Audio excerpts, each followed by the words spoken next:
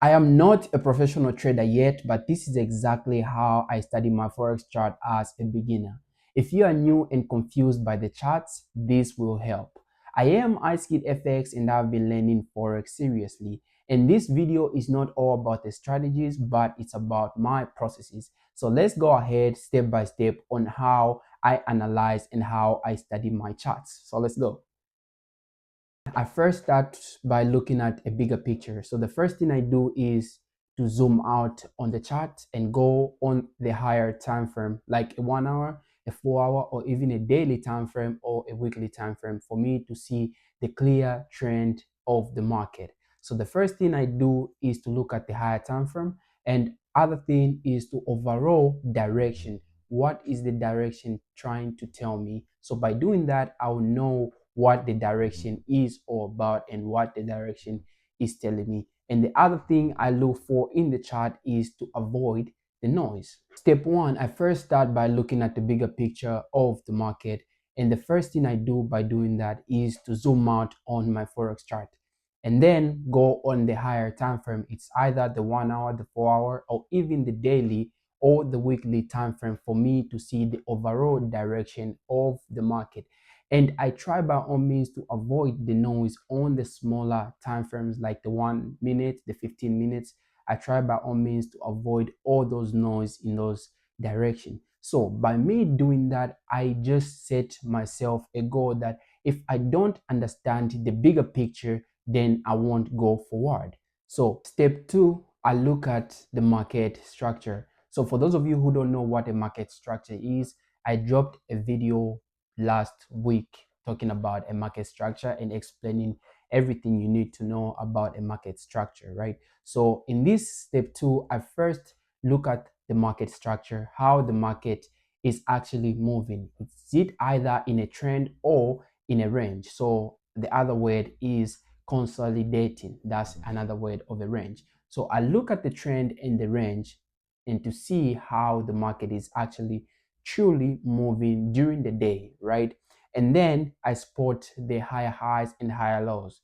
If the market is in the bearish momentum or in a bullish momentum, I spot for the higher highs and the higher lows, the ones that building up the momentum of the market. And then I spot where I will enter from on the market, right? So if it's ranging, I look at for the breakouts, or if it's on the higher highs and higher lows, I look at for the retest for me to make my perfect entries. So the reason I do all that is because the market structure tells me a story, tells me what's actually happening into the market, and the market structure actually also tells me who is actually in control in the market, right?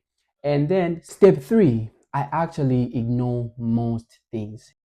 You might be wondering, what are these things I ignore, right? So the first thing I try by all means to avoid loading and overloading my charts, right? I try by all means to avoid putting a lot of indicators on my chart because that just adds up into confusion on my Forex analysis. Because the way I analyze my Forex charts is supposed to be clear enough for me to identify everything I need to identify before I go into the market or before I take a trade, right? So for instance, let me say if I add a lot of indicators, it ruins my dimension and my perspective on how I look at the market, right? Let me tell you that if I put RSI 500, RSI 100, RSI 50, right? So if I put RSI and if I put also EMA 50, EMA 100, right? So the dimension and how I'll be looking at the market will be different. And I won't be on a perfect point, or I won't even make a perfect entry because I'll be looking at the market on the other side. Maybe the market is selling. On the other side, maybe the market is buying. On the other side, maybe the market is ranging. If I put the divergence, I put all those indicators, it will just ruin my perspective on how I'm looking at the market. So I try by all means not adding a lot of things on my chart and make sure I make my chart looks clear enough possible for me to understand what I'm actually doing and what I'm about to take, right? And the other things, I try by all means to ignore too many opinions, right? Because if I put a lot of things on my charts, I will have a lot of opinions based on what I'm looking at and based on what those indicators are giving me. So I try by all means to avoid that. And also, I try by all means to avoid Telegram signals, right? What do I mean? I don't necessarily mean that Telegram signals are bad for some of you, but for me, I try by all means to ignore most Telegram signals, because if you get yourself engaged in more Telegram channels, then you might be wondering, this channel is telling you that it's the best time to buy, this channel is telling you that it's the best time to sell, and the other channel is telling you that don't take trades yet, right? And then you might be wondering and confused what actually to do. So I try by all means to avoid all those and not to get myself involved in a lot of signal groups, right? So these are the things I first ignore on myself, because I know that now I keep my chart clear and simple enough for me to identify everything I need to know. I study not to trade all day. On my own perspective, I don't necessarily think staring at the market 24/7 means you're gonna win the market, right? So I try by all means to study by me not trading all day and to limit my trading sessions, right? I mostly focus on only one specific session and one specific strategy that helps me to only not to trade or stare at the market for a long period of time, because this really helps me to keep my account safe, to build up the emotions and the discipline and the consistency I want to build by not trading every single day, because I need to find time to study, I need to find time to learn, and I need to find what best suits for me. It's either what best session suits for me and what best strategy suits for me. So by me doing all that, I limit myself to not stay at the market all day and not to trade all day, because you have to know that for me, I prefer quality over quantity. I prefer to look for one best strategy and one best setup that will be a plus setup that can even last me for the whole day.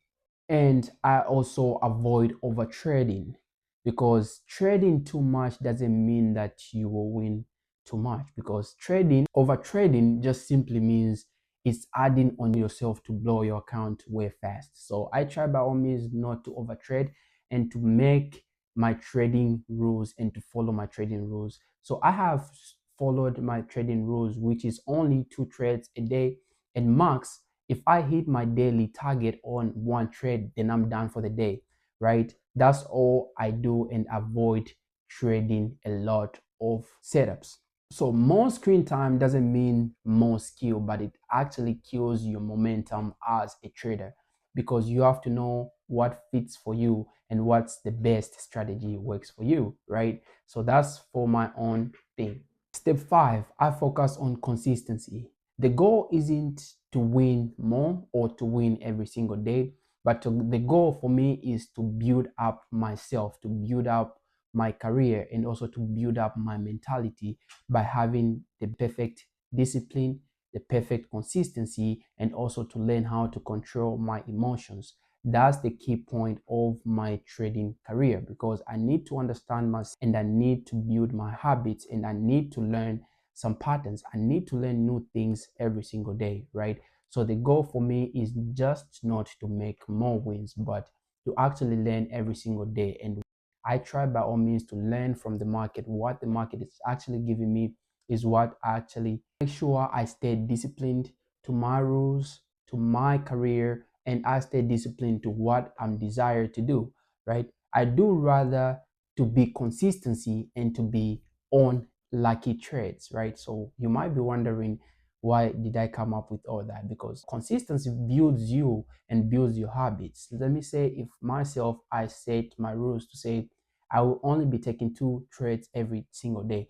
I need to build up that consistency. So I need to repeat the same things every single day, rather than me just waiting for luck to happen, which is basically gambling, right? So I try by all means to make trading as a business and not something to play with, right?